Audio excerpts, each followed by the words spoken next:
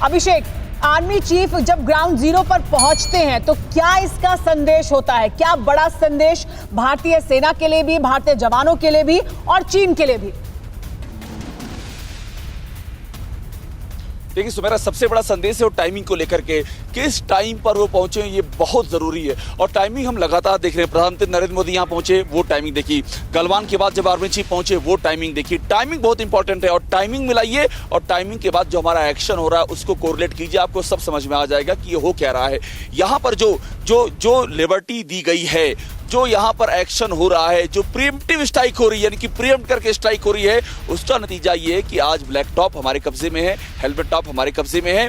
और ये आप तय मानिए कि हर जब भी कोई ऐसी विजिट होती है उसके बाद हम ये देखते हैं कि कुछ ना कुछ एक्शन उधर से होता है। और इस बार हुआ ये कि उस एक्शन के पहले ही भारतीय जवान ने प्रीएम्प्ट करके कब्जा कर लिया। और एक बात मैं और आपको कहूंगा कि इससे जरा बाहर निकलने की जरूरत है। ये जो 1547 किलोमीटर की लद्दाख की हम चोटियां दिखा रहे हैं, इसको आगे ले जाइए और 3600 किलोमीटर तक की पूरी जो LAC है, अरुणाचल प्रदेश तक ऊपर तीनों सेक्टर ले लीजिए आप, ईस्ट वेस्ट और मिडिल तीनों सेक्टर की बात है ये, क्योंकि जानकारी इस बात की है कि अभिषेक, लेकिन अगर आप कैमरा पैन कर अपने पीछे का टेरेन दिखाएं, अपने पीछे का इलाका दिखाएं, ताकि हमारे दर्शक समझ सकें कि किस तरह का मुश्किल इलाका है ये। और यहां पर भारतीय सेना लगातार एक्शन में है, यहां पर टैंक तैनात है भारत के। बिल्कुल चेतन हमारे कैमरामैन, मैंने चेतन से मांगू, चेतन जरा ये रास्ते ये दिखाइए। सुमेरा का ये कहना है कि पूरा इलाका दिखाइए, आपको समझ में आएगा। ये देखिए, ये तो हिमालय की रेंज है, काराकोरम की रेंज। आप जब ये देखेंगे तो ये बहुत ही दुरूह स्थिति है। और बड़ी बात ये, समझने वाली बात ये कि विंटर, सर्दियां आ रही हैं, तापमान जो माइनस में जाता है, और माइनस में क्या जाता है, -40, -30, ये तो फिर भी औसत तापमान बता रहा हूं, इससे भी ज्यादा। और यहां पर हमारे जवान डट करके मुकाबला कर रहे हैं। और अभी बहुत सारी चीजें ऐसी हैं, ऑपरेशनल डिटेल्स वगैरह जो हम नहीं बता सकते, लेकिन मैं आपको बता दूं कि हमारा एयर डोमिनेंस यहां दिखाई पड़ रहा है। लगातार हमारे ट्रांसपोर्ट जो एयरक्राफ्ट हैं, वो हमारे लड़ाकू विमान, वो सब के सब हम देख रहे हैं कि उनकी गर्जना का शोर सुनाई पड़ रहा है। पूरी ये जो पूरा इलाका है, इसकी सरहद है, इसकी हवाई सरहद, जमीनी सरहद, हर जगह डोमिनेंस है। और एक बात जो और बहुत ही जो समझने वाली है, वो जानने वाली है, वो ये है कि देखिए, ये बात समझने वाली है कि वहां पर क्या हो रहा है, चीन की ओर से क्या हो रहा है कि वो सर्विलांस कैमरे, अपने कैमरे लगाते हैं और चले जाते हैं। चूंकि वो एक्लेमेटाइज नहीं है, उनके अंदर इन हाइट्स पर टिकने की ताकत नहीं है, इसलिए वो निकल जाते हैं। लेकिन हमारे जवान वहां टिके रहते हैं। और ये एक बड़ा पहलू रहा है जो कब्जा हुआ है। और अभिषेक, आपने जिक्र किया कि ये कितने मुश्किल हालात हैं, न रुक सकते हैं, सर्दियां आने वाली हैं, लेकिन भारत की तरफ से तो संदेश साफ है, भारतीय सेना की तरफ से भी संदेश साफ है कि हम लॉन्ग हॉल के लिए, यानी लंबा अगर ये सब कुछ चलता है तो उसके लिए हम तैयार हैं, तैयारी पूरी है। तो भारतीय जवान यहां पर डटे रहेंगे, चाहे सर्दियां आए या उससे आगे भी और हालात खराब हो। उसकी तैयारियां वहां दिख रही हैं आपको?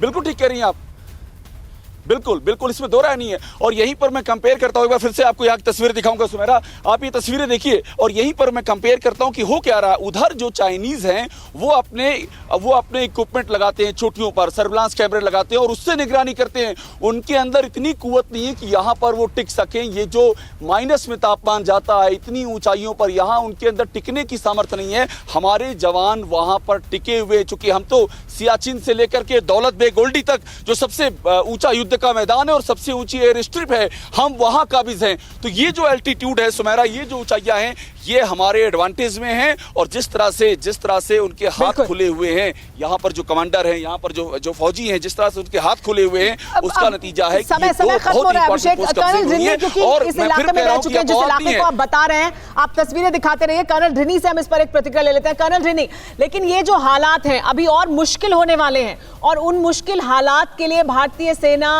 किस तरह से तैयार है? कोई शक नहीं है कि जो अभी आने वाले दिनों में हालात और मुश्किल ही होते जाएंगे। और जब तक 15 नवंबर के बाद, नवंबर एंड तक सर्दियां बहुत ज़्यादा सख्त हो जाते हैं और वहाँ पर नॉर्मल ऑपरेशंस के लिए बहुत ही ज़्यादा एक चैलेंज होता है। लेकिन जैसे आपके करस्पॉन्डेंट ने सही बताया, हमारे जो सेना है वो एक इस तरीके के ट्रेनिंग हासिल किया हुआ है कि वो इस तरह की सर्दियों को भी वो डट के वहां पर मुकाबला कर सकता है। मैं ये नहीं कह रहा कि चाइनीज के सोल्जर्स कमजोर हैं, लेकिन उनसे बेहतर हमारे सोल्जर्स इन परिस्थितियों में रह चुके हैं और इसीलिए हमारे पास वो एडवांटेज जरूर रहेगा। हमारे पास वो एडवांटेज जरूर रहेगा और इसी वजह से भारत लगातार वहां डटा भी हुआ है और लॉन्ग हॉल के लिए, अगर लंबा ये सब चलता है उसके लिए भी तैयार है, जो बयान हम पहले ही देख चुके हैं।